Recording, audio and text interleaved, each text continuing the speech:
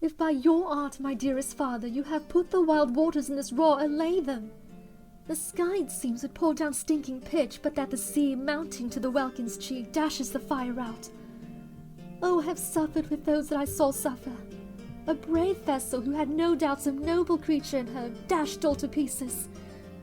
Oh, the cry did knock against my very heart. Poor souls, they perished.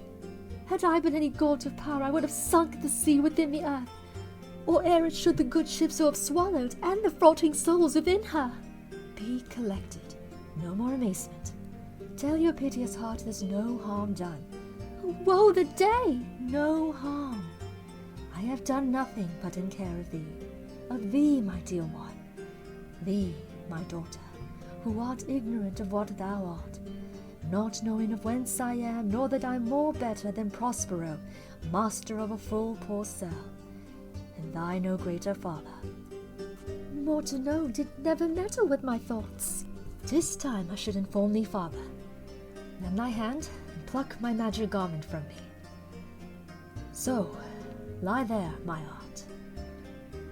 Wipe thou thine eyes. Have comfort. The direful spectacle of the rack which touched the very virtue of compassion in thee, I have with such provision in mine heart, so safely ordered that there is no soul, no, not so much perdition as an hair betit any creature in the vessel, which thou heardst cry, which thou sawest sink. Sit down, for thou must know, father. You have often begun to tell me what I am, but stopped and left me to a bootless inquisition, concluding, "Stay, not yet. The hour is now come. The very minute bids thee ope thine ear, obey and be attentive. Canst thou remember a time before we came into this cell? I do not think thou canst, for then thou wast not out 3 years old. Certainly I can, sir. By what? By any other house or person? Of anything the image, tell me that hath kept with thy remembrance. 'Tis far off, and rather like a dream than an assurance that my remembrance warrants. Had I not 4 or 5 women once that tended me? Thou hadst, and more, Miranda. But how is it that this lives in thy mind? What seest thou else in the dark, backward, and abysm of time? Thou rememberest aught ere thou camest here, how thou camest here thou mayst. But that I do not. 12 years since, Miranda, 12 years since, thy father was the Duke of Milan, and a prince of power. Sir, are not you my father? Thy mother was a piece of virtue, and she said thou wast my daughter. And thy father was Duke of Milan, and thou his only heir and princess no worse issue. Oh, the heavens! What foul play had we that we came from thence? Or blessed was it we did? Both, my girl. By foul play, as thou sayest, we were heaved thence. But blessedly, hope heaven. Oh, my heart bleeds to think of the team that I have turned you to, which is from my remembrance. Please you, father. My brother and thy uncle, called Antonio, I pray thee, mark me, that a brother should be so perfidious. He whom next to myself of all the world I loved, and to him put the manage of my estate, as at that time through all the signories it was the first, and Prospero the prime duke, being so reputed in dignity, and with the liberal arts without parallel.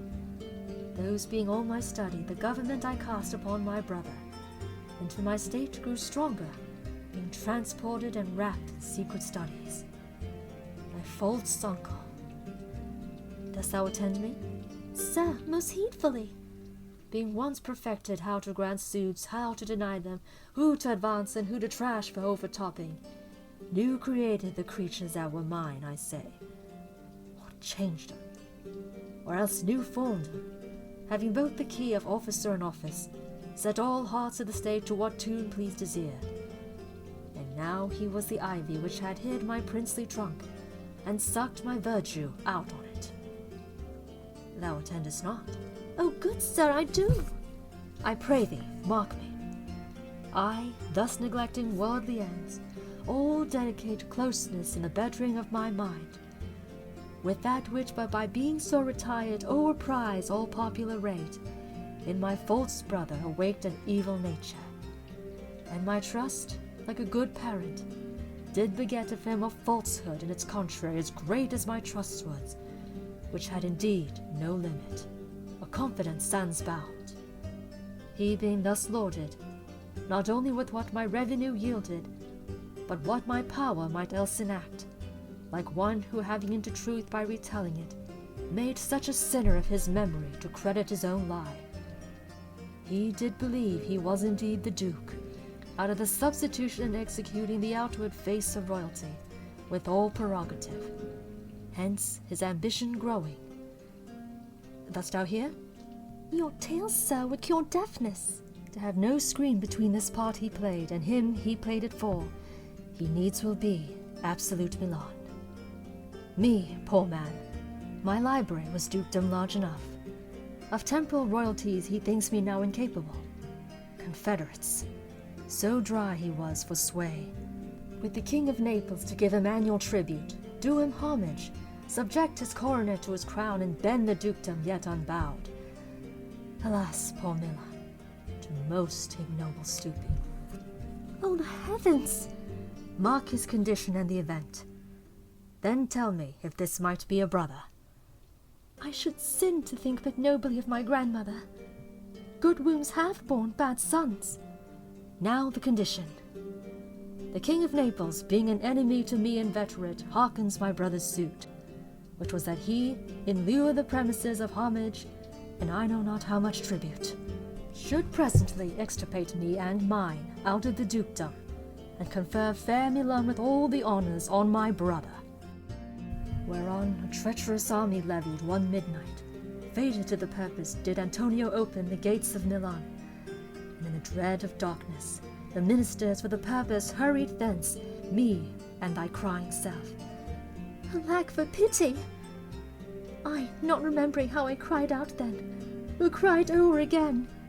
It is a hint that rings mine eyes to it. Hear a little further, and then I'll bring thee to the present business, which now is upon us, without which this story were most impertinent. Wherefore did they not that hour destroy us? Well demanded, wench. My tale provokes that question. Dear, they durst not.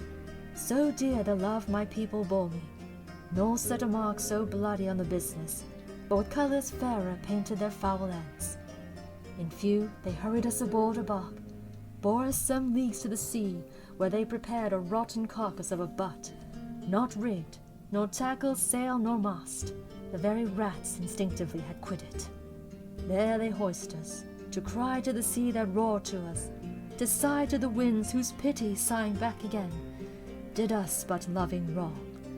Alack, what trouble was I then to you? Oh, a cherubim thou wast that did preserve me. Thou didst smile infused with a fortitude from heaven. When I have decked the sea with drops full salt, under my burthen groaned, which raised in me an undergoing stomach, to bear up against what should ensue. How came we ashore? By providence divine. Some food we had, some fresh water, that a noble Neapolitan Gonzalo, out of his charity, who being then appointed master of this design, did give us, with rich garments, linen, stuffs, and necessaries, which since have steadied much. So, of his gentleness, knowing I loved my books, he furnished me from mine own library with volumes that I prized above my dukedom. Would I might but ever see that man! Now I arise. Sit still, and hear the last of our sea sorrow. Here in this island we arrived, and here have I, thy schoolmaster, made thee more profit than other princesses can that have more time for vainer hours and tutors not so careful. Heavens, thank you for it. And now I pray you, sir, for still 'tis beating in my mind, your reason for raising the sea storm?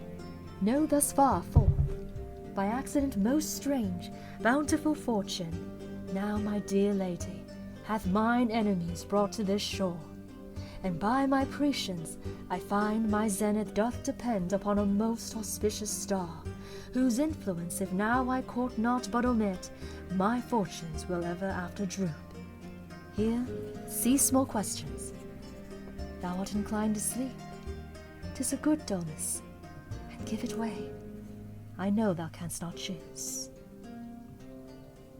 Come away, servant, come. I am ready now. Approach my area.